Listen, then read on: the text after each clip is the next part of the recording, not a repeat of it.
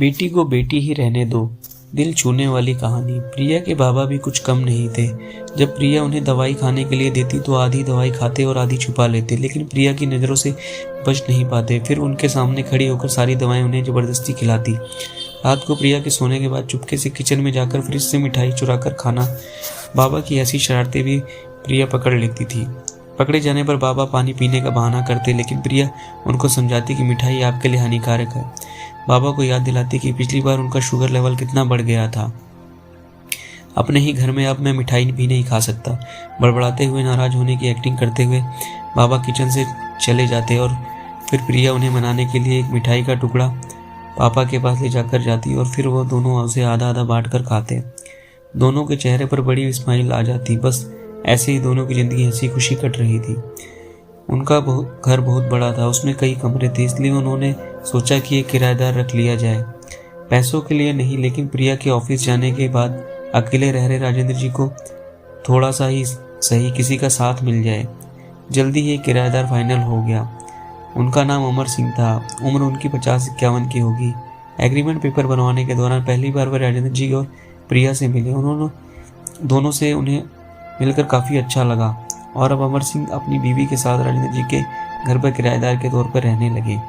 थोड़े दिन बीते थे, लेकिन अमर सिंह राजेंद्र जी से अच्छी तरह घुल मिल गए थे। वे दोनों सुबह सुबह अब साथ में ही वॉकिंग के लिए जाया करते थे।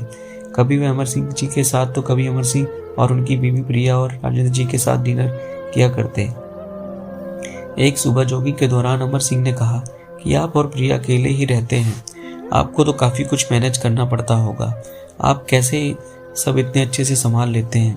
अजी मैनेज क्या करना है, मेरी होशियार बेटी के लिए ये कुछ भी नहीं है। प्रिया सब इतने अच्छे से संभाल लेती है कि मुझे किसी बात की कोई चिंता ही नहीं है। राजेंद्र जी ने मुस्कुराते हुए कहा, हाँ वो तो ठीक है, लेकिन जब प्रिया ससुराल चली जाएगी तब आपके लिए ये सब मैनेज करना बड़ा मुश्किल हो जाएगा। आपका कोई भी बेटा भी तो नहीं है और आप अकेले ही इतने बड़े घर में रहते हैं। अमर सिंह ने अपना विचार बताते हुए कहा।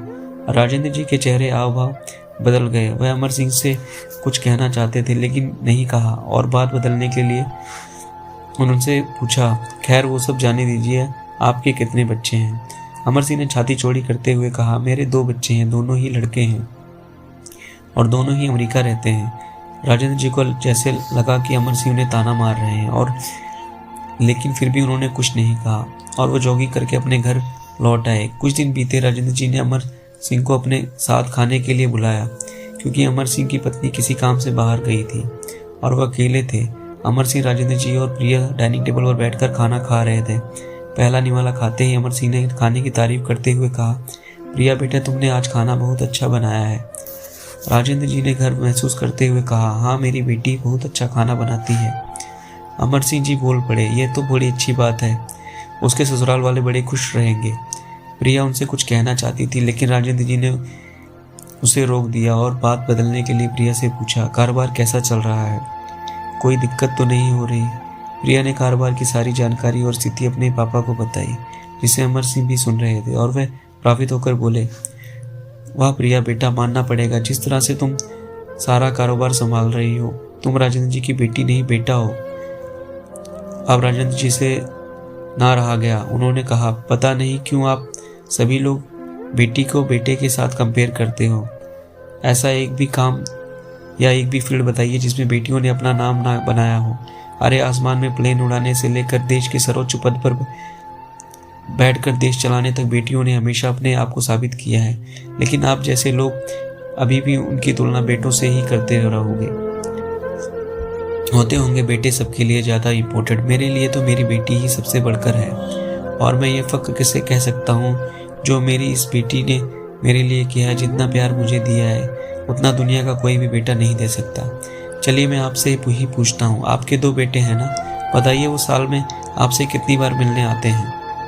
अमर सिंह जी, दुनिया बदल चुकी है, अब आप भी बदल जाइए। बेटी को बेटी ही रहने दीजिए, उसे बेटा बनाने की कोशिश मत कीजिए। दोस्तों, इतनी सुंदर कहानी का एक छोटा सा सारांश आपको बताता चलूं। आप जब भी किसी बेटी का सम्मान करेंगे तो एक बेटी की तरह ही करना। ऐसा कभी मत कहना कि तुम बेटी नहीं बेटा हो।